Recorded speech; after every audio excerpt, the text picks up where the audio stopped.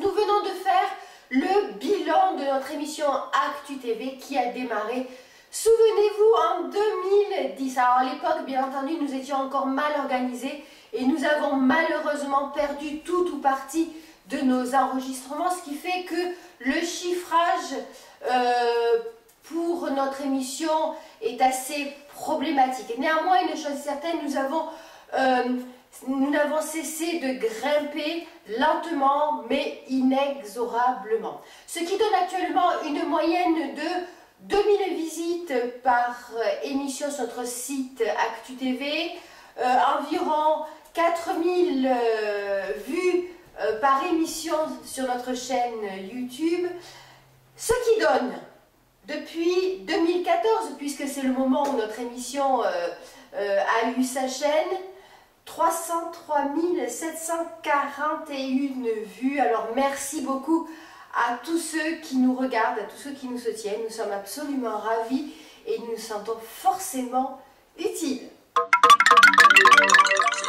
Le Festival international du polar s'est tenu aux Beaux-Arts de Bruxelles ces 13 et 14 avril, et ce pour la 3e année consécutive. Après un premier passage à la Bourse, puis aux ateliers Coppens, le voici enfin installé de façon définitive, enfin espérons-le, dans la superbe salle Horta du Beaux-Arts en plein centre de Bruxelles. On ne peut rêver meilleur emplacement. Et du monde, il y en a eu, puisqu'il fallait passer par le salon pour se rendre au BIF, le festival du film fantastique, ou aux expos du Palais. Mais aussi parce que Anna Garcia et Roberto Cassol, les organisateurs, avaient invité 25 auteurs de polar, parmi lesquels des noms marquants de la littérature policière belge, comme Barbara Abel, Nadine Monfils, Kate Milly, Alain Berenbaum, et même une auteure en devenir, la jeune et sympathique Isabelle Corlier, qui vient de remporter le prix Fintro de la Foire du Livre de Bruxelles. Alors qui était ici que le meurtre s'est produit? Tout à fait, donc c'est le 3e meurtre du bouquin. Donc là, l'assassin aime l'art déco, met en valeur l'art déco et aussi un assassin qui aime tuer dans des lieux art déco. On est où ici? Alors ici, on est au Beaux-Arts, Palais des Beaux-Arts, c'est le 3e meurtre, et le meurtre a lieu ici dans l'ascenseur. Il saute dans l'ascenseur même. Mais t'aimes bien assassiner les gens, hein? Mais j'aime bien découvrir des lieux où personne ne va. Ici, on est en plein backstage. Et c'est toujours la même petite bonne femme avec son truc rouge là? Alors Marie, son manteau rouge, c'est dans Noir Jonction, le roman d'après. T'as une très bonne mémoire, hein, Bob. Ouais. Ici, elle a une petite robe blanche à poil bleu. Bah, pourquoi elle change de robe? Parce que moi j'aimais bien son appaire rouge. Ici, ça se passe en plein été. Et Noir Jonction se passe, je ne sais plus quand, mais là, il pleut, donc là, son appaire rouge. Ici, donc c'est en plein été. Alors, l'assassin va tuer à 4 reprises, toujours un jeudi. Le jeudi matin, il tue dans la basilique de Kuckelberg. Le jeudi suivant, l'après-midi, il va tuer dans une maison de passe. Voilà, j'en dirai rien.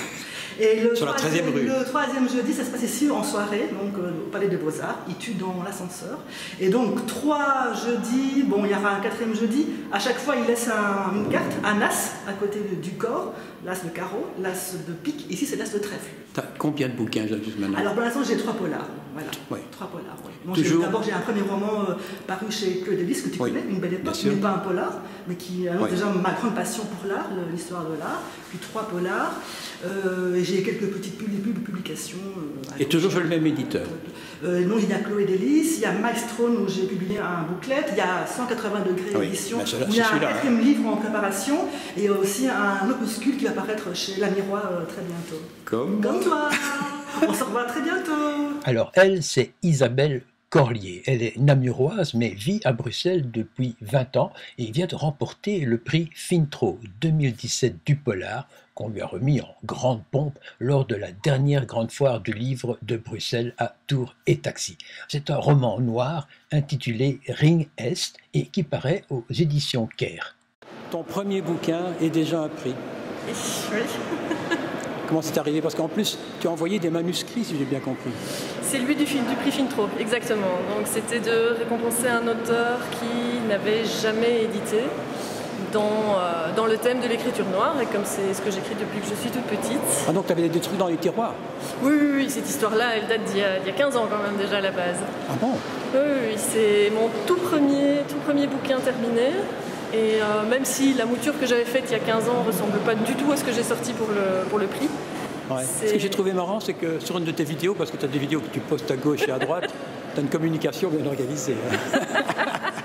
J'essaye. Oui, tu dis quelque part que le périph', c'est important évidemment, il fait 70 km autour de Bruxelles, mais en fait il y a 168 km d'embouteillage.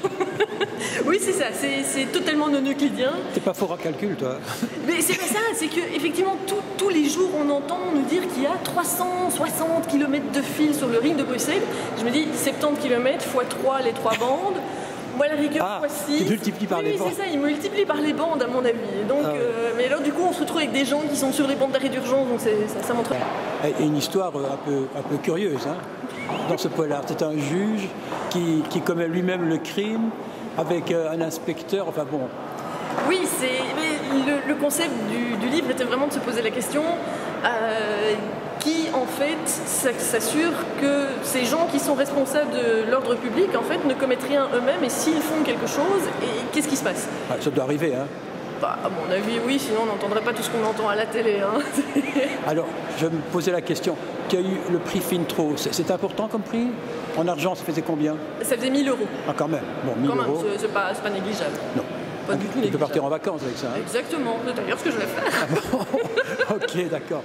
Alors, toi, maintenant, tu as un boulot quand même, tu ne fais pas que ça, tu ne vas pas vivre de ton bouquin. Non, c'est pas possible. Tu fais quoi dans la vie? Boulangère, non, caissière alors je fais le pire de tous les métiers, c'est celui dont on ne sait pas décrire. En fait, je fais de la consultance. Je suis chef de projet en freelance pour les banques, notamment, c'est le secteur financier. Bah, c'est pour ça que j'en parle dans le bouquin, d'ailleurs. T'as une grosse tête, alors? Oh non. C'est condensé à l'intérieur. Et tu parles beaucoup de Bruxelles hein, dans tes interviews et dans tes... C'est ma ville de cœur. Ouais. Qu'est-ce que tu aimes dans Bruxelles? Mais justement, le côté qu'elle est totalement cosmopolite. C'est une ville dans laquelle on a, si je ne me trompe, 1 million d'habitants et 150 nationalités représentées. C'est quand même pas mal. C'est une ville qui a 50% d'espace vert. Donc on se dit déjà sur l'espace de la ville, on a 1 million, mais en fait c'est sur 50% du territoire. Le reste, c'est des espaces verts. C'est une ville qui est hyper hospitalière. Le bruxellois, je l'avais déjà dit dans un autre canal, mais les gars qui ont inventé l'espéranto, c'est parce qu'ils n'ont jamais entendu parler le bruxellois. Oui, je me souviens de ça. Parce que ça mélange toutes les langues. Bon, tu as un autre bouquin en préparation? Oui. C'est déjà avancé? Je suis un petit peu bloquée dans le chapitre 3 pour le moment, mais c'est parce que j'ai pris la décision d'avoir un personnage un petit peu particulier, puisque dans le bouquin, on aura notamment un chat qui parle et qui raconte l'histoire. Et c'est le passage le plus difficile, c'est de trouver la bonne tonalité pour avoir une voix qui fasse à la fois chat et en même temps raconter l'histoire. Voilà. Non, un peu surréaliste, quoi. Oui, complètement surréaliste. On est à Bruxelles, on est belge ou on l'est pas, donc le surréalisme, c'est un peu... Tu fais un plan avant de commencer un bouquin? J'ai une idée de départ. J'ai juste une idée de départ et la phrase de fin. C'est tout. Le reste qui se passe entre-temps, je sais pas, je découvre. Eh bien voilà, on t'a découverte aussi. Et maintenant, on attend la suite. C'est avec tristesse que nous avons appris le décès de notre ami et auteur belge Stefan Enkelsson. Il enseignait le français et les mathématiques à de jeunes enfants allochtones dans une école de devoirs de Molenbeek.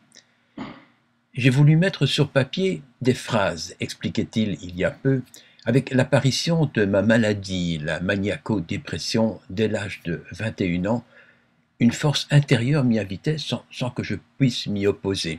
Et si je suis sorti de mes dépressions, c'est bien grâce à l'écriture. En cherchant une maison d'édition, j'ai imprimé un listing via Internet de toutes les maisons d'édition belges comprenant un numéro de téléphone. Et j'ai commencé par la lettre A et de fil en aiguille, je suis arrivé à la lettre C et ensuite, en formant le numéro de téléphone de Chloé Delis, une charmante femme, c'était la femme de Laurent, m'a tout expliqué clairement et cela m'a plu et j'ai envoyé mon premier manuscrit quelques jours plus tard. Depuis, Stefan Enkelsson a publié 3 ouvrages. Alors nous transmettons à ces 2 sœurs et à son frère ainsi qu'à son épouse Lydia, à qui il avait dédié ses derniers livres, nos plus sincères condoléances. Marc Kageber est le directeur des archives et musées de la littérature belge francophone, un centre agréé par la communauté française de Belgique, ici au boulevard de l'Empereur, plein centre de Bruxelles, au sein même de la vaste et imposante bibliothèque royale. Mais Marc Kageber, c'est également un écrivain, un poète, un essayiste qui a consacré l'essentiel de son activité littéraire à une histoire détaillée et fondamentale de la littérature belge depuis la création du pays en 1830. Ainsi est-ce un honneur de l'avoir dans notre émission, dans lequel il parle en fait des grands auteurs belges auxquels il a consacré une anthologie qui fait référence, et depuis 2015, eh bien, toute une série d'ouvrages historiques publiés aux éditions Peter Lang. Aujourd'hui, eh bien, il va nous parler des tout débuts de la littérature belge du temps de Léopold Ier. Alors la suite, dans les prochaines émissions, mois après mois, à surtout ne pas manquer. Alors Marc Kageber, aujourd'hui, si vous êtes d'accord, on va commencer une saga. On va essayer de raconter comment s'est développée la littérature belge d'expression française depuis le départ de la Belgique, mais même un petit peu avant, parce que vous insistez toujours, c'est pas 1830, il faut commencer à 1815. 1815, c'est la bataille de Waterloo. Et les puissances décident en fait de reconstituer, en gros, les États originaires de Charles Quint, c'est-à-dire le Luxembourg, qui n'est pas encore autonome à l'époque, la Belgique, parce que la France a annexé, et les Pays-Bas, et d'en faire, sous l'autorité du roi de Hollande, qui a participé à la bataille de Waterloo, un État tampon, mais important, entre l'Allemagne, l'Angleterre et la France. Mais ce qui est curieux quand même, c'est qu'on forme un État avec des calvinistes hollandais d'un côté qui parlent le néerlandais, avec une partie, disons, des Belges, entre guillemets, qui eux sont chrétiens, enfin catholiques, qui parlent le français. Non mais c'est ça évidemment la folie du Congrès de Vienne. En fait, ça va durer 15 ans, quoi.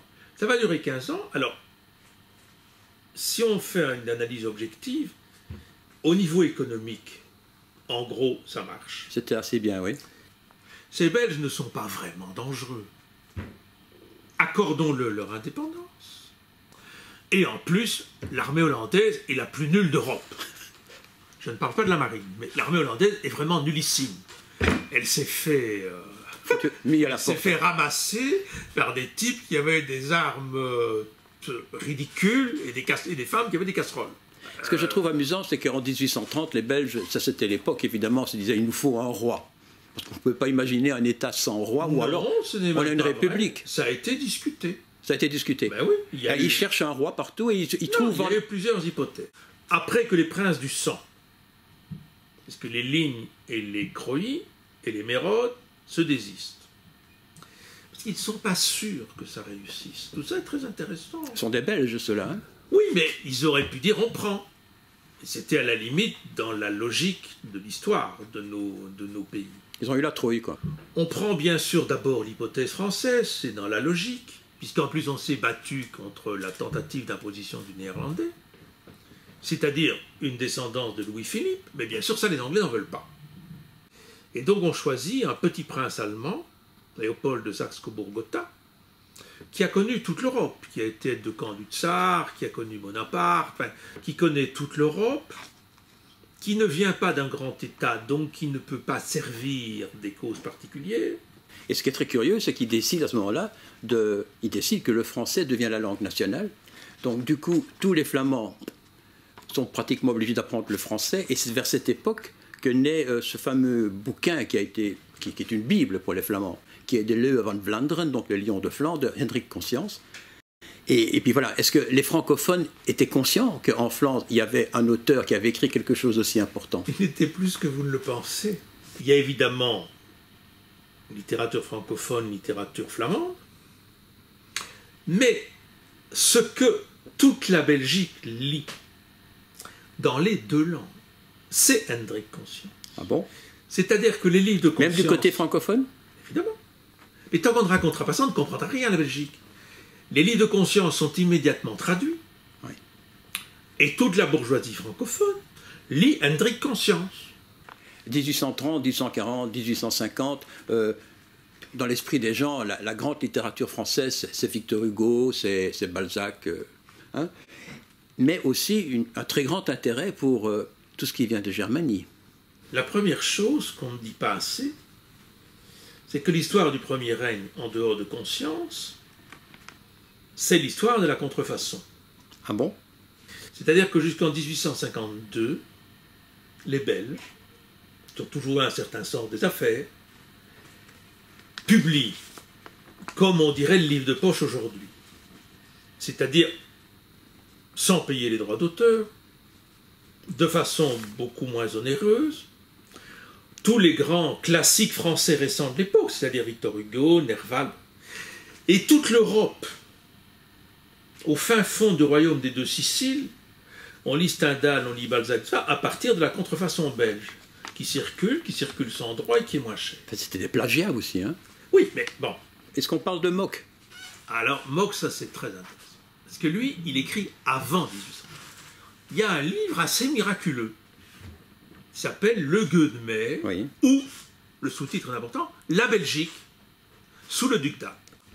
Et c'est un livre léger, mais au sens... enfin, il n'est pas lourd à lire, mais la langue est très fluide. Je trouve qu'aujourd'hui, ça se lit encore... ça n'a pas le génie de Coster, mais ça se lit très bien. Au fond, elle est intéressante, cette littérature. Même si on parle... Elle est intéressante historiquement. Historiquement, oui. Et il y a 2-3 textes... Et moins sur le plan littéraire. Non, Mock, je trouve que Le Gueux de Mer n'a pas vieilli. Enfin, oui. Ce n'est pas un chef-d'œuvre, mais c'est un très beau livre. On va lire un extrait d'ailleurs. On va demander à Amandine de nous lire un extrait. Ce serait très bien.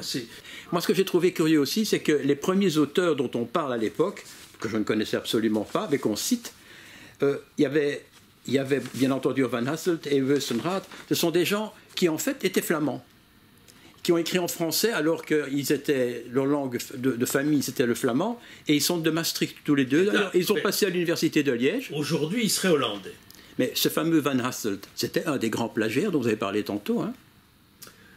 Bah oui, je veux dire. Il a carrément plagié des textes complets. Van Hasselt se donne une mission. Il était ici d'ailleurs, à la Bibliothèque Royale. Hein? Oui, d'éducateur en prose. Il n'a pas fait avec des proses, mais il y a quand même énormément de livres à travers lesquels Van Hasselt va essayer, comme Mock, sauf qu'il n'est pas historien, d'apprendre aux Belges leur histoire. Westenrath, c'est extraordinaire, écrit un livre qui s'appelle Le Remorqueur, oui, qui est une célébration du chemin de fer, puisque la Belgique produit le premier chemin de fer sur le continent, qui est écrit dans des alexandrins, je ne vais pas dire comme Racine les écrivait, puisque Racine c'est mieux à ce niveau-là, mais c'est des alexandrins. Et puis il y avait aussi quelques dramaturges. Hein, c'est très important. Édouard Wacken. Wacken, c'est le grand. De l'époque, en tout cas, il était... Oui, enfin, de l'époque. Il était célèbre. Hein. Et ce qui est très curieux, c'est qu'il est mort à l'âge de 42 ans de la tuberculose, je crois. Donc il a eu une période assez courte. Wacken est un de ceux qui a toujours été considéré comme un des plus originaux. Bon, c'est vrai qu'il est mort jeune.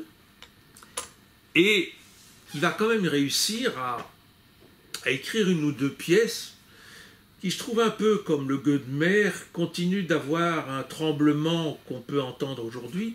Hélène de Tournon est l'histoire d'une grande dame de la noblesse française qui soupire pour Don Juan d'Autriche.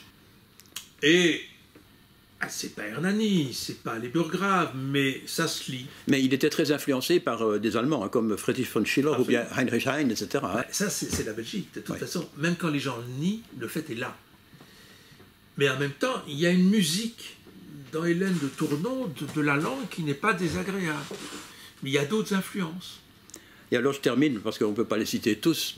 Moi, j'ai repéré, enfin, ceux qui me semblaient les plus connus. C'est Potvin, Charles Potvin, qui était journaliste, mais aussi dramaturge, lui. Potvin plonge complètement dans ce que j'ai appelé le mythe du XVIe siècle. Et je crois que c'est en 1864, il écrit une pièce qui s'appelle Les Gueux, Oui. qui est doublement intéressante. C'est que la pièce n'est pas constituée d'actes, mais de tableaux. Et que ces tableaux renvoient tous à ce qui est quand même très important sous le règne du premier roi, c'est-à-dire à la peinture d'histoire, dont Louis Gallet est un des maîtres. Et donc, si vous allez au musée de Tournai, il y avait notamment un gigantesque tableau où il y a l'abdication de Charles Quint. Et donc, tous les tableaux de Potvin sont en fait, renvoient clairement à des œuvres picturales du Premier Règne qui renvoient elles-mêmes à l'histoire de la Belgique. Et sur la scène, ça se passe comment alors? Je ne suis pas sûr que ça a été joué. J'ai lu un extrait que j'ai vu et je me demande ce que vous en pensez. Où ils disent, en tout cas à propos de cette littérature belge sous Léopold Ier, disons ça comme ça pour simplifier, leur théâtre et leur vers connaissent à l'époque un réel succès, mais sont devenus aujourd'hui quasiment illisibles. Ils sont devenus... Moi j'ai lu un texte de Van Hasselt et franchement, on dirait du Verhaeren de seconde qualité. Oui, c'est ça, donc c'est des choses dont on doit parler, dont on doit pouvoir parler, qui concernent essentiellement les historiens. Je dis, il y a quand même, sur le romantisme belge, il y a 2 volumes qui font chacun 600 pages de Gustave Charlier. Là, il y a tout. Mais qu'est-ce qui reste lisible pour le grand public aujourd'hui? Le Gueux de mai de Mock, oui. Et donc, il faut pouvoir parler de ça sans honte. C'est comme ça qu'une littérature s'engendre. C'est comme ça qu'on a démarré. Voilà. C'est comme ça qu'on a démarré et qu'on a transformé l'influence française en 50 ans.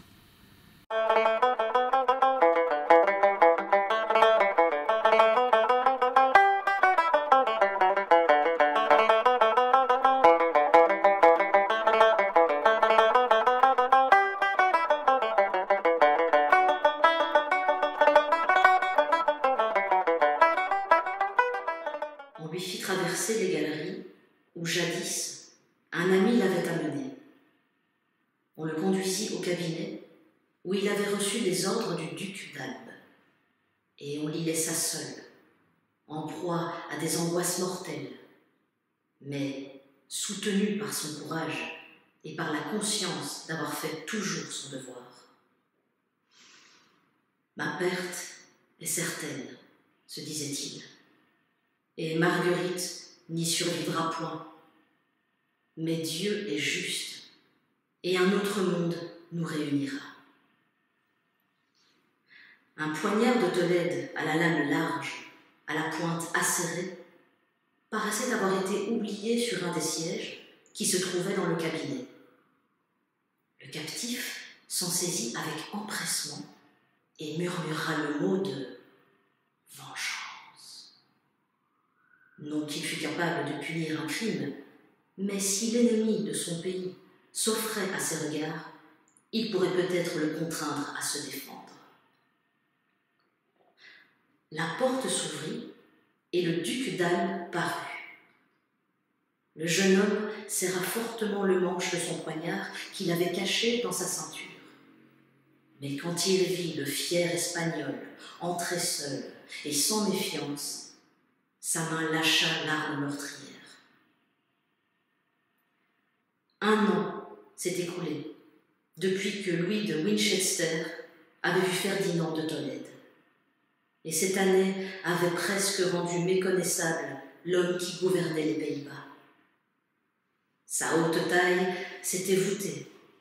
Il marchait avec peine et des infirmités cruelles l'assiégeaient. L'inquiétude avait blanchi en peu de mois ses cheveux longtemps noirs.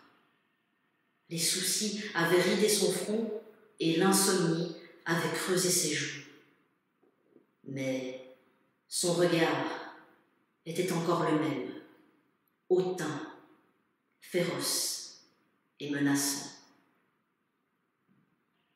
Le duc, trop affaibli pour se tenir debout, s'était assis dans un large fauteuil.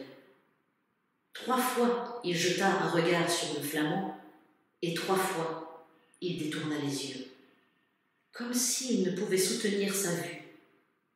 Enfin, d'une voix étouffée par la douceur et dont le son rauque trahissait l'épuisement de tous ses organes.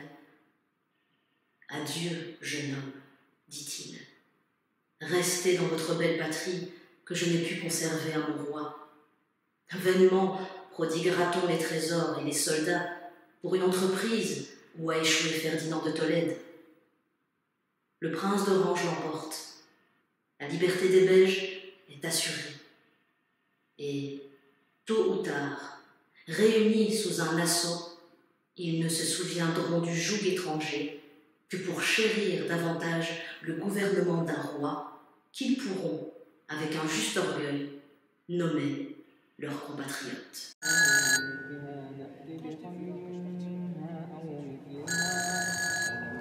Allô? Vous appelez de où? De Londres. Ah bien bonjour, mais vous êtes à Molenbeek ici. Oui. Mais oui, tout va bien à Molenbeek. C'est impeccable. Mais c'est vrai, je suis au milieu de la place et écoutez, voilà. Je ne vais pas dire que c'est un petit village paisible, mais je vous assure que tout est tranquille. J'habitais Bruxelles et Guido, que j'ai épousé, et moi, je le suivais quand même. Voilà, on voulait refaire le monde et puis on est venu dans les quartiers populaires.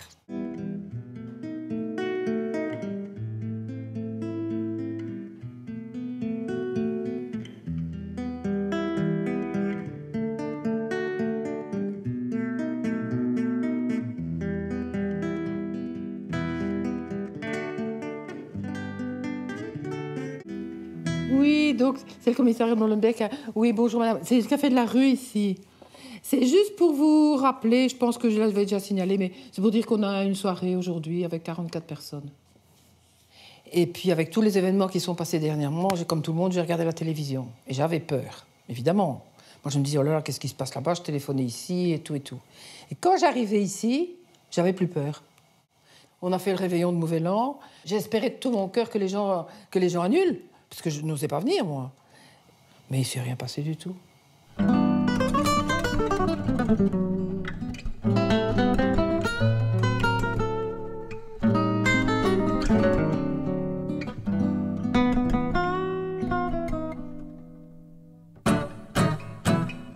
Il pleut toujours le dimanche quand promènent les robes blanches des nouvelles communiantes dans les vieilles rues de Nantes.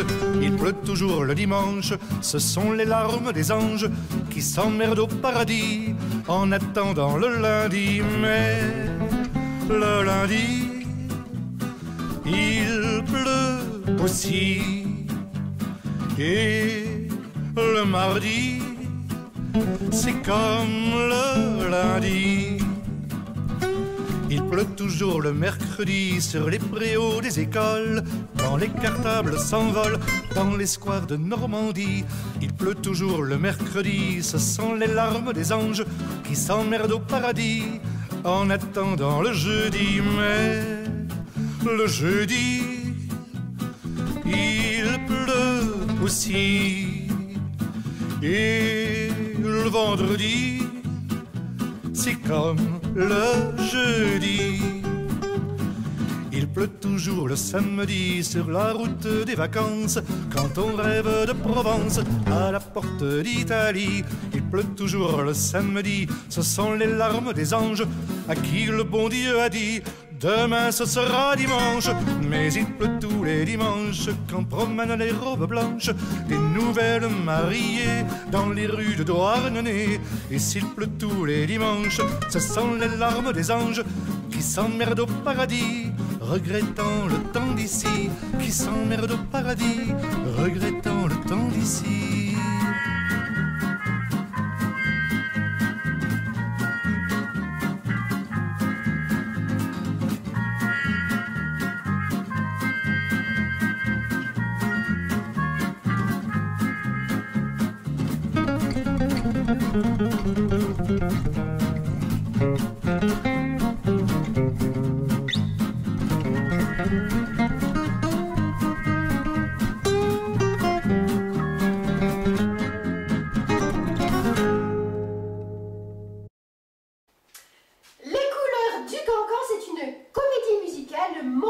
avec une cinquantaine de jeunes de la région de Verviers et un producteur qui vient malheureusement de déposer son bilan. En clair, est-ce que ça veut dire des mois et des mois de travail, de répétition pour rien? Eh bien non, parce qu'un habitant en fait de la région, Michel Jacquemont, séduit par le dynamisme, par la qualité du spectacle, a décidé en fait de reprendre le projet. Il crée en début d'année Pim's Prod, il injecte un petit peu d'argent, relance la machine. Alors figurez-vous que le spectacle vient d'avoir lieu au Kursaal de Dolheim et a eu tellement de succès que d'autres dates sont prévues et que même d'autres productions pourraient bien voir le jour dans les années à venir. Il s'agit d'un reportage d'Edmé Tehavé. Tu proviens d'une famille qui a toujours aimé les arts et qui a toujours un peu touché au métier artistique, bien que tu ne fasses pas un métier artistique. Tu es magicien aussi, hein? Oui, aussi. Et oui, photographe. tout à fait. Photographe, magicien. Magicien, je l'ai fait par passion pendant des années au club des 52 de Liège. Photographe, ben là j'ai fait Saint-Luc. Tu as déjà fait disparaître ta belle-mère? Mon diplôme de photographe.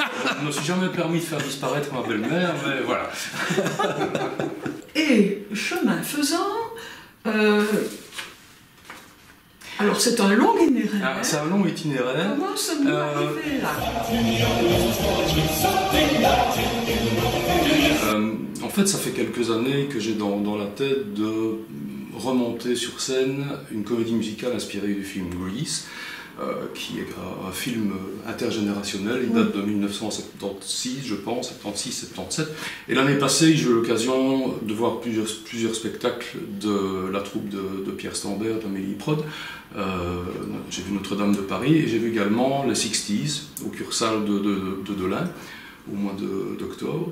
Et là, tu es ébloui. Quand j'ai vu les 60s, quand j'ai vu cette troupe de jeunes chanter, danser, faire des chorégraphies extraordinaires, avec une qualité de jeu digne de professionnels, je me suis dit, sapristi, les gens, pour concrétiser mon idée de Grease, mais voilà, c'est vraiment de personnes comme ça dont j'ai besoin. J'en ai parlé à Pierre Stambert au mois de décembre. Pierre Stambert, c'était le propriétaire en fait d'Amélie Productions. Voilà, Pierre Stambert était à la tête d'Amélie Productions et je lui ai parlé de mon idée de développer Grease, je lui ai montré le script et il était assez partant pour l'idée également.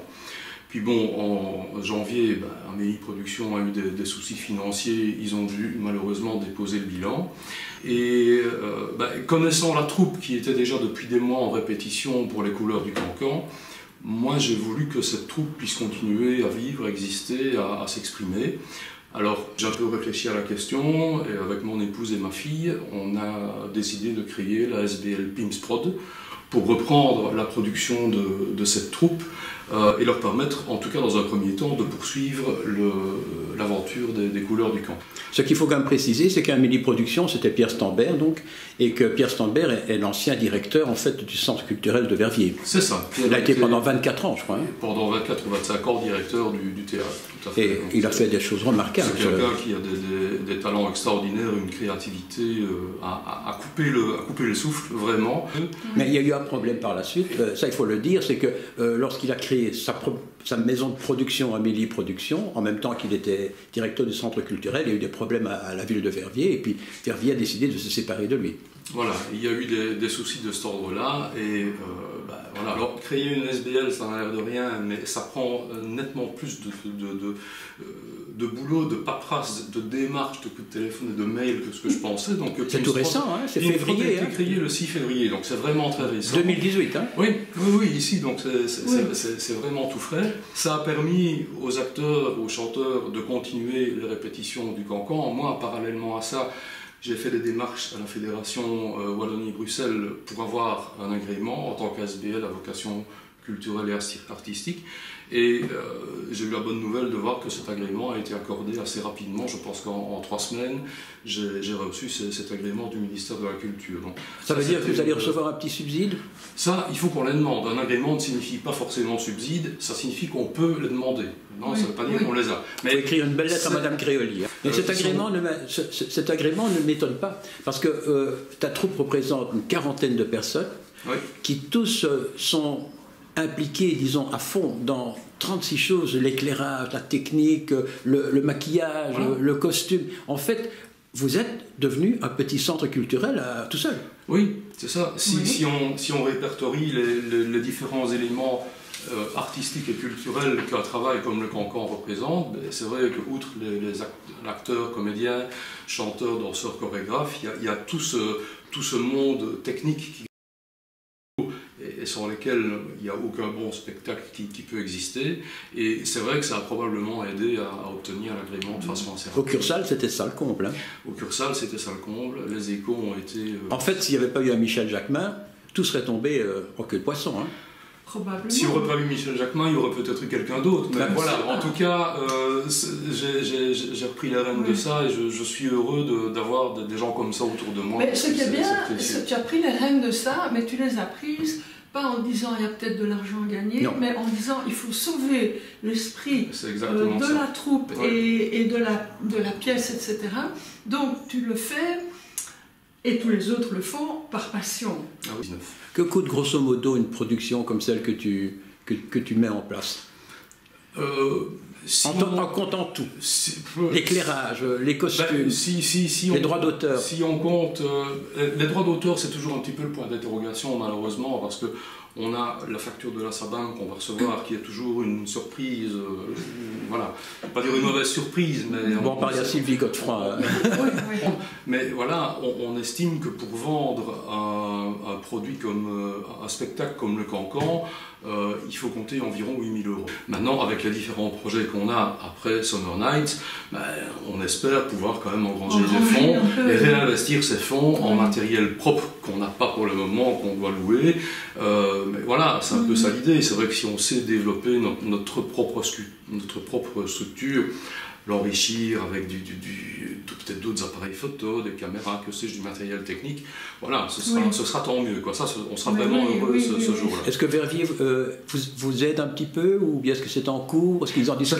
C'est en cours pour le moment, c'est en discussion. On avait... non plus de théâtre, hein, Verviers. Hein. Mais non, il n'y a plus de théâtre et il n'y a plus beaucoup de lieux qui permettent de faire des spectacles comme ça, etc. Michel, il faut se battre pour un projet. Ah, il faut se battre, bien sûr, oui, c'est quelque chose qui prend du temps, qui prend de l'énergie, mais un des acteurs me disait à la fin du spectacle le samedi 17, quand le rideau s'est fermé, on est tous tombés dans les bras les uns des autres derrière le rideau, chacun avec sa petite larme. Et un acteur m'a dit, moi tu sais, je fais pas ça pour de l'argent, la plus belle récompense, c'est l'esprit qu'il y a entre nous. Et c'est un sentiment que moi je partage tout à fait. L'enthousiasme de ces jeunes-là, il est tellement communicatif que c'est la plus belle des récompenses qui existent. Ça n'a vraiment pas de prix. C'est vraiment ça la communion, je trouve. Ah oui. C'est quand on fait quelque chose ensemble et qu'on en retire le même bonheur, le même plaisir. Voilà, exactement. Ça, c'est vraiment la communion. Oui. Et je trouve ça magnifique, quoi. Ce qui a été bouleversant, c'est de voir de quelle façon les gens remerciaient de pouvoir à nouveau revoir des spectacles avec des couleurs, avec des étoiles dans les yeux. Ça, c'est par les gens du coin. Par les gens du coin, ah oui, bien sûr, ce sont tous artistes régionaux, de Verviers ou du Grand Verviers, mais c'est ça qui est chouette, quoi.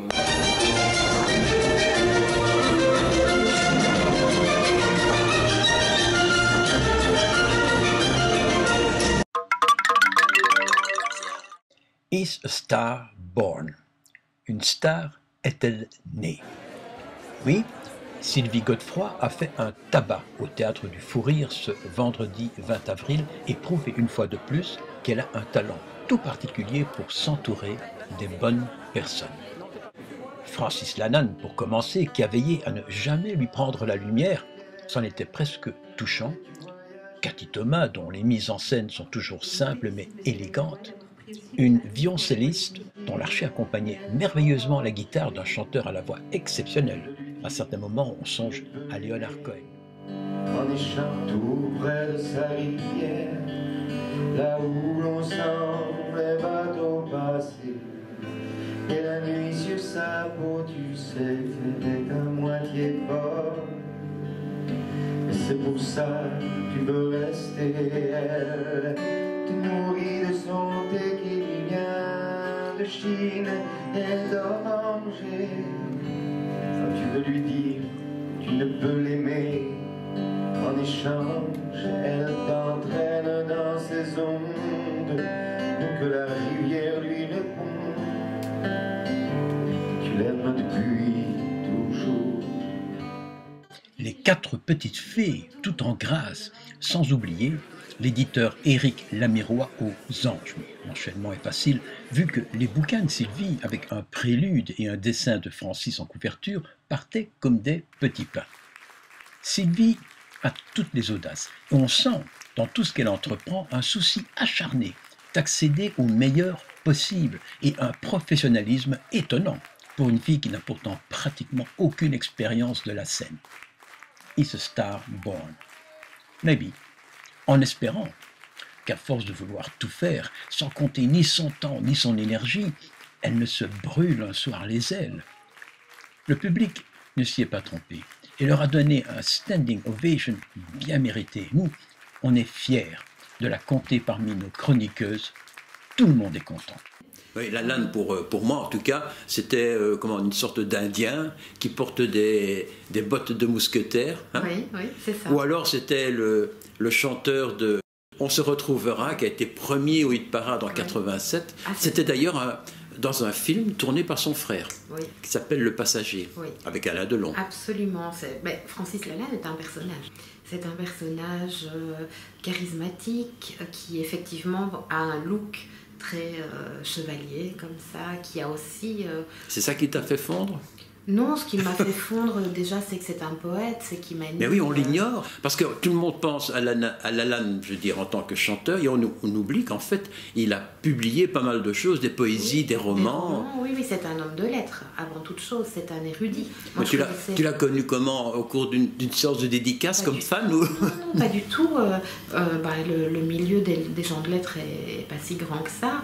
Francis Lalanne est amoureux de la Belgique, il est surtout amoureux de Bruxelles, où il vit depuis quelques mois, en tout cas en partie. Et des connaissances communes, quelqu'un lui a dit, tiens, Sylvie, moi je la connais, elle a écrit ça et ça, lis et dis-moi ce que tu en penses. Et puis lui m'a dit, voilà, moi j'aimerais vous enseigner ce que lui appelle le sonettino. C'est un sonnet qu'il a réaménagé. Et il m'a enseigné cette technique d'écriture, j'y ai pris goût. Et on a commencé à correspondre. Moi, je lui envoyais des poésies. Tu l'as rencontré souvent ou pas encore ? Ah oui, là depuis, oui. En tout cas, au moment où il m'a téléphoné pour me rencontrer, je le connaissais comme tout le monde le connaît. Mais c'est pas lui qui va faire des poèmes, c'est toi, nous sommes bien d'accord. C'est moi qui les écris, et puis lui les lit. Et alors il me dit, il y a un pied de trop, cette image j'aime pas, cette image j'aime, et il corrige, voilà. Il corrige et il enseigne. C'est surtout ça. Alors maintenant, tu vas sortir... un recueil de poésie. Et chez Éric ? Chez Éric Lamirois. Ça m'a beaucoup amusé parce que je l'ai vu récemment. Tu sais que je vais passer un opuscule chez lui. Oui, je suis au courant. Je suis au courant. Tu es au courant de tout, toi. J'ai contacté Éric en fait dans un événement théâtre un samedi soir. Je le rencontre par hasard. Je lui parle de ma rencontre avec Francis et je lui dis tiens, toi tu serais partant pour l'aventure. Et il a dit oui tout de suite parce que le concept lui plaisait et surtout parce que ça donne aussi lieu à un spectacle de poésie.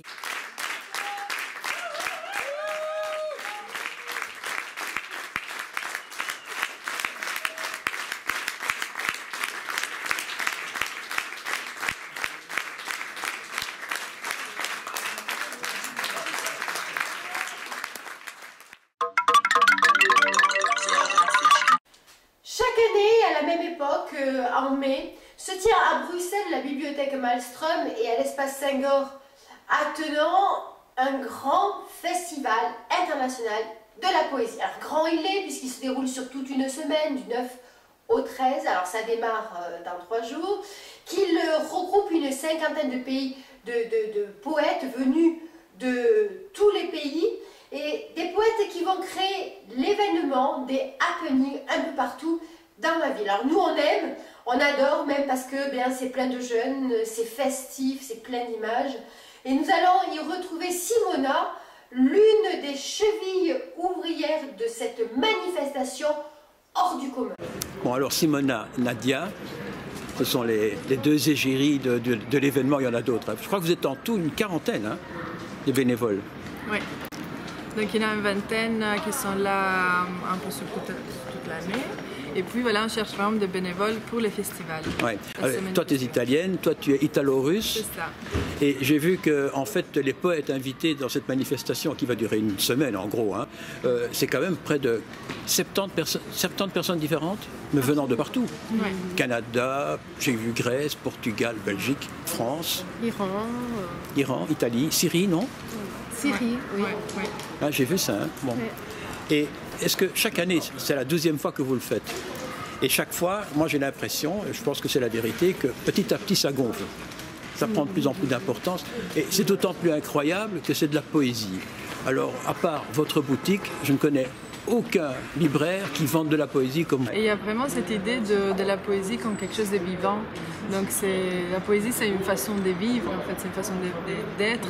Ce n'est pas que les textes écrits qu'on peut lire, on peut aimer ou pas aimer. C'est vraiment une sensibilité. Donc c'est ça aussi. C'est vivre en poésie, quoi. C'est ça, ouais. Ce que je trouve extraordinaire, d'abord, dans votre festival, contrairement à ce qu'on se voit partout ailleurs, il y a énormément de jeunes. Quand je dis jeunes, je dirais 15, 40 ans, hein. Ouais. Incroyable, parce que quand on va dans un salon du livre, en général, la moyenne d'âge, c'est 120 ans. Et bon, comment ça s'explique, ça? Est-ce que c'est vous qui entraînez ces gens ou... Non, mais je trouve, c'est ce que je disais tout à l'heure, que justement, ces gens sont là, c'est juste que parfois, ils n'ont pas l'espace. Et nous, à travers des connaissances ou à travers des festivals qu'on visite, on va voir, on rentre en contact avec ces gens et donc ensuite tout s'anime, tout se nourrit. Alors, ce que je trouve enfin curieux, c'est que bon, vous allez animer en fait tout le coin ici, parce qu'avant vous alliez à la Grand Place avec une voiture et tout. Malheureusement cette année c'est pas possible. Je trouve ça dommage parce que ça faisait de très belles images et puis c'était très rigolo. Hein. Ouais. Vous avez tout fait ici dans le piétonnier, mais qui est très beau aussi. Hein. Mais c'est parce que cette année, en plus, donc il y a toujours cette partie outdoor. On a toujours envie d'investir la ville, mais cette année on va investir l'indoor, donc la partie qui se passe au Senghor, d'une manière très particulière. Et cela a pris beaucoup d'énergie aussi dans l'organisation.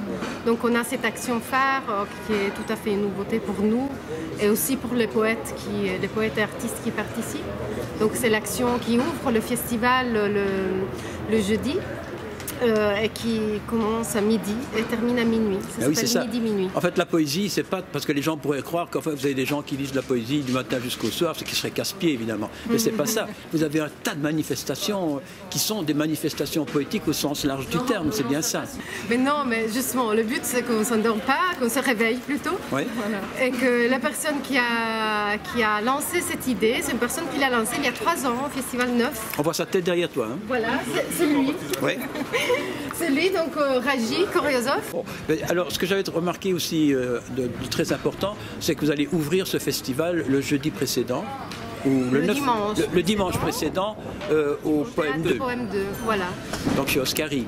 Donc c'est chez Oscari, c'est déjà une envie, donc on a déjà été en partenariat avec Dolores d'autres années, il y a 2 ans.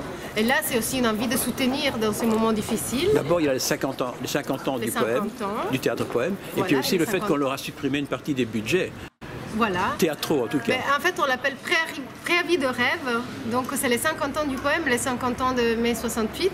Donc, il y aura une exposition où Vasco Gasquet a récolté des affiches du mai 68 qui seront exposées. Il y a des poètes qui travailleront et qui vont écrire autour de ces... Concrètement parlant, quelqu'un qui veut venir au moins un jour au festival, il vient ici, il se passe des trucs partout.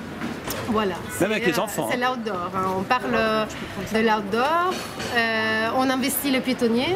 On investit la place Jourdan dès qu'on peut. Parce que là, pas possible parce qu'elle est transformée. Donc attention à vos voitures quand vous venez. Peut-être vous venez en transport public. Alors bon, je termine évidemment par le budget. Chaque année, c'est le même problème. je crois que c'est grosso modo la même chose que l'année dernière. Tu m'as dit que le budget prévu, c'est 45 000 euros. Voilà, c'est 45 000 voilà. euros. Mais vous avez 35 000 qui va vous... des subsides pour 35 000 environ. Et les 10 000 qui restent, alors, tu vas les mettre de ta poche? Et les 10 000 qui restent, donc voilà. Chacun la moitié, donc ça fait 5 000 chacune. C'est ça, voilà, on a dévoilé les secrets. Tu fais mon numéro de compte ou pas? Non, on espère que le prix libre qu'on pratique depuis désormais 2 ans. Oui, tout est gratuit en fait. Hein.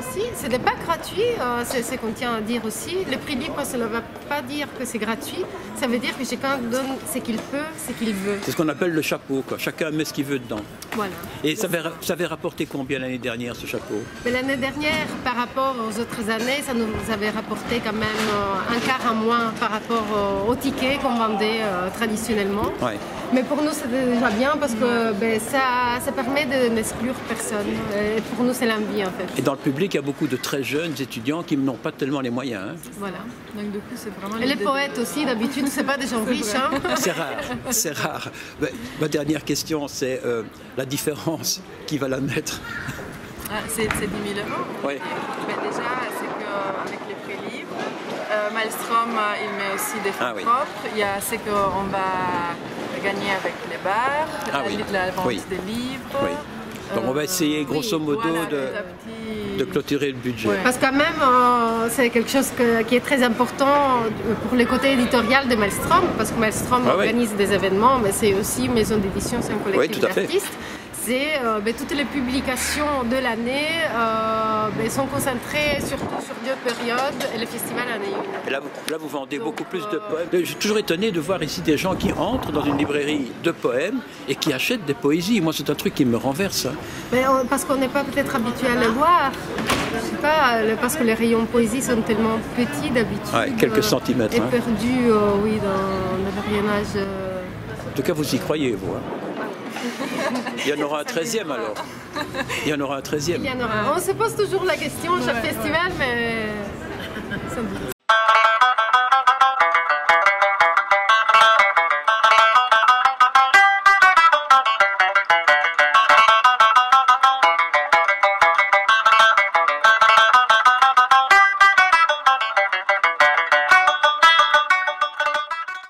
L'écrivain belge Pierre Mertens est un peu considéré comme le dernier monstre sacré de la littérature belge. Il a écrit de nombreux romans pour lesquels il a collectionné de nombreux prix prestigieux tels que celui de la communauté française de Belgique, le Médicis ou encore le fameux Rossel, dont il est devenu par la suite le président des jurys. Mais c'est également l'auteur remarqué des bons offices et des éblouissements, dans lequel il relate la vie d'un médecin berlinois, Gottfried Benn, qui connut une séduction passagère pour le nazisme.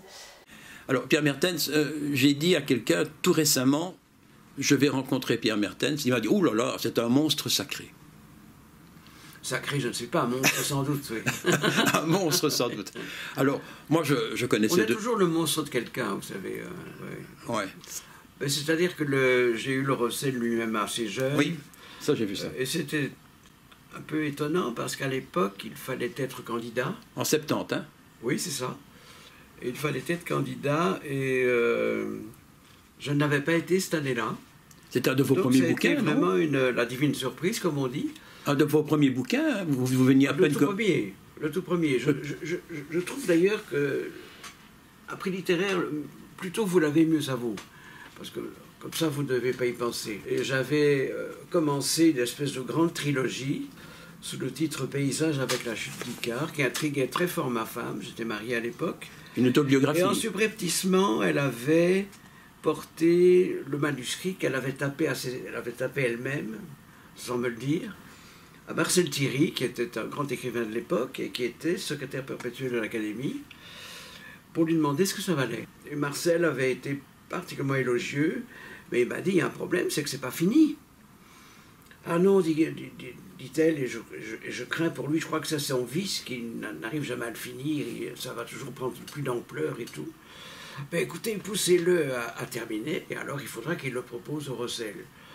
Et puis, grâce à une rencontre avec un poète français, Paul Perret, qui était en clandestinité en Belgique parce qu'il fuyait la guerre d'Algérie, et qui m'avait entendu lire dans un café, qui est La Fleur en papier doré, il m'avait dit, c'est un livre qui sera magnifique, et quand il sera terminé, il faut l'envoyer au plus grand éditeur français vivant, qui est Jean Quérol. Et Jean Quérol dirigeait la collection Écrire au Seuil. Et je me suis toujours souvenu de ça. Et quand, à un moment donné, j'ai vu que Quérol dirigeait une revue, et je lui ai envoyé une nouvelle. Et alors il m'a envoyé un télégramme que je n'oublierai jamais, où il m'a dit, écoutez, une bonne et une mauvaise nouvelle, la revue n'existe plus, mais vous êtes un écrivain, venez tout de suite. Et je suis allé voir Quérol, 27 rue Jacob à Paris, et il m'a dit, maintenant c'est très bien les nouvelles, mais il faut vous mettre au roman, et ne vous en faites pas, chaque fois que vous serez venu à bout d'un chapitre, vous me l'envoyez, et je vous donne ma réaction. Et on a travaillé comme ça.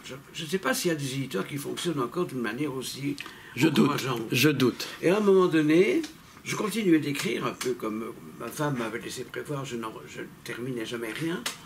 Et à un moment donné, je téléphone à Quérol et je dis, alors Jean, vous avez bien reçu mon dernier chapitre? Oui, oui. Il dit, qu'est-ce que vous en pensez? Ben, tout va bien, il est chez l'éditeur. Il est à l'imprimerie. Vous allez recevoir les épreuves dans 15 jours. Mais je dis, Jean, le livre n'est pas terminé. Si, si, il est terminé. Vous ne le savez pas, mais il est terminé. Écoutez, vous êtes écrivain, moi je suis éditeur. C'est mon jugement, et il est bon. Si vous voulez faire une suite, vous ferez un volume 2. Vous avez fait vos 3 mousquetaires, vous allez faire vos 20 ans après, et puis le Vicomte de Bragelonne. Mais pour l'instant, les 3 mousquetaires sont à l'impression. Et le livre a paru. C'était pour l'Inde et l'Amérique, c'est ça? L'Inde ou l'Amérique. Et avec une magnifique préface de Pierre Gascard, qui était un grand écrivain de l'époque. Et donc j'ai été très propulsé par ces gens-là, par Quérol, par Gascard, par tout ce qui était une modernité de l'époque. Rob Grillet avait lu le bouquin avec beaucoup de plaisir, enfin voilà, ça leur avait tapé dans l'œil. Et m'étant souvenu que ma femme avait proposé une première fois le manuscrit au Rossel, sans succès puisque le livre n'était pas terminé, j'omets et j'oublie tout simplement d'envoyer l'Inde ou l'Amérique à Adrien Jans, qui était secrétaire du jury. Et un samedi soir, coup de téléphone, Monsieur Mertens, ici Adrien Jans du jury, si vous receviez le prix Rossel, vous ne le refuseriez pas. Oui. Et je me dis, c'est un copain qui me fait une blague, je le trouve d'ailleurs de mauvais goût. Je dis, espèce de... Je ne sais pas pourquoi tu trouves ça drôle, moi je trouve pas ça drôle du tout, pas du... Bah écoutez monsieur, je ne veux pas être drôle, les gens, je suis vraiment le vrai secrétaire. Et voilà, et il se fait que vous avez le prix, mais comme vous ne l'avez pas soumis, on se dit peut-être qu'il a des préjugés contre, qu'il n'aime pas les prix littéraires, enfin... Bah, je dis, je suis enchanté de le recevoir, c'est quand? Ben, écoutez, c'est mercredi midi, dans tel restaurant. Ouais, c'est toujours mercredi midi. Comme... Dites, être président du Rossel, c'est quand même le prix le plus important en Belgique, peut-être à côté de celui de l'Académie. Mais... Ah, écoutez, c'est un prix qui est né un an avant moi. On va bientôt fêter son 80e anniversaire. Le dernier, c'est incroyable. C'est un écrivain qui sort son premier bouquin. Voilà. On l'a eu dans l'émission. Enfin, il en avait écrit 7 avant qui avaient été refusés. Oui. Donc voilà, c'était son premier livre publié. Non, parce que vous avez écrit des textes sur la Belgique qui sont terriblement durs. Hein. Ah ben je crois que qui aime bien châtie bien. Ah oui, bah là vous aimez bien. C'est l'amour-haine, oui. La médiocrité belge chez vous, c'est quelque chose oui, d'autre. C'est rédhibitoire. Oui. Mais je crois que j'ai écrit un texte en particulier qui s'appelle La voix de ma maîtresse, où je règle un peu mes comptes avec ça. En fait, on peut dire que votre littérature est très engagée politiquement. J'aime pas trop le mot parce qu'il est galvaudé. Il y a des gens qui, parce qu'ils signent une pétition au Café de Flore, au Café des Deux Magots, disent qu'ils sont engagés. Pour eux, c'est l'engagement bidon. Vous alliez sur place, hein? Ah oui, moi j'ai besoin de toucher les pays. Mais je rebondis parce que dans cet engagement, un homme comme Régis Debray, qui est quelqu'un de très engagé, il a quelque part lodifié votre bouquin Les Bons Offices. Ah, il l'a sacralisé, il a dit que c'était un des grands livres du XXe siècle, j'en suis pas encore tout à fait revenu. J'ai écrit ce livre en 72-73. C'était après la guerre des 6 jours de 67. Et j'avais été pour la première fois en Palestine et en Israël à l'époque. Et je me suis dit, ce serait intéressant de figurer un médiateur, un monsieur Bons Offices, comme on disait autrefois pour le secrétaire général des Nations Unies. On désignait le Scandinave Dag Hammarskjöld pour l'époque. Et j'ai dit, je vais imaginer... Qui a été assassiné aussi. Je vais imaginer un médiateur, mais belge. écartelé, exactement comme je le suis, c'est-à-dire à la fois pro-palestinien et pro-israélien, écartelé entre deux femmes, parce qu'il aime une Palestinienne et il aime sa femme, écartelé dans tout, pris par le doute, pris à la gorge par le doute, et finissant par en mourir. Ouais. Mais moi je trouve que le titre qui est le plus marquant, enfin personnellement, c'est quand même Les éblouissements. Oui, je crois que c'est... Parce que ce qui est formidable, c'est qu'en langue française, le mot éblouissement a deux sens. Le mot éblouissement, une fois de plus, c'est toujours le double chez moi qui fonctionne. Quand vous êtes ébloui, vous avez parfois les yeux grands ouverts et vous êtes frappé presque dans l'extase par la beauté de l'univers. Et puis aussi, quand vous êtes ébloui, vous fermez les yeux et vous êtes aveugle. Eh bien, Ben a vécu les deux. C'est incroyable. C'était un médecin, je crois. Hein. C'était un médecin. Berlinois. Un médecin remarquablement humain. Berlinois. Berlinois. Oui. Petite de conditions très modestes et qui a vécu la Première Guerre mondiale en Belgique. J'ai revu tous les lieux à Bruxelles où il a navigué. Il avait un cabinet rue Saint-Bernard. Ouais. D'ailleurs, on a mis une plaque en l'honneur du bon bouquin. Si vous passez par là, vous verrez, c'est ici qu'a vécu Gottfried Benn, héros des éblouissements de Mertens. Il y a une petite plaque de cuivre à l'entrée de la rue. Et le thème qui est étonnant, c'est que vous, en tant que juif, vous faites en fait la biographie d'un médecin qui a eu beaucoup, enfin qui a été fort tenté par le nazisme. Il a été tenté, il a cédé à la tentation, il a entendu l'appel des sirènes national-socialistes, mais il s'est ressaisi. Et à la fin de sa vie, il a écrit des poèmes anti-hitlériens extrêmement virulents, sous un autre nom. Et donc, si vous voulez, il y a une rédemption chez cet homme. Vous dites l'erreur d'une vie et la vie d'une erreur. Voilà, exactement. Et je raconte comment un homme, même très humaniste au départ, n'est pas préservé de l'aveuglement. Vous avez parlé tantôt d'une certaine dégénérescence de notre société. Je ne sais pas si c'est le terme exact que vous avez employé, il faudrait que je réécoute. Le déclin. Ouais.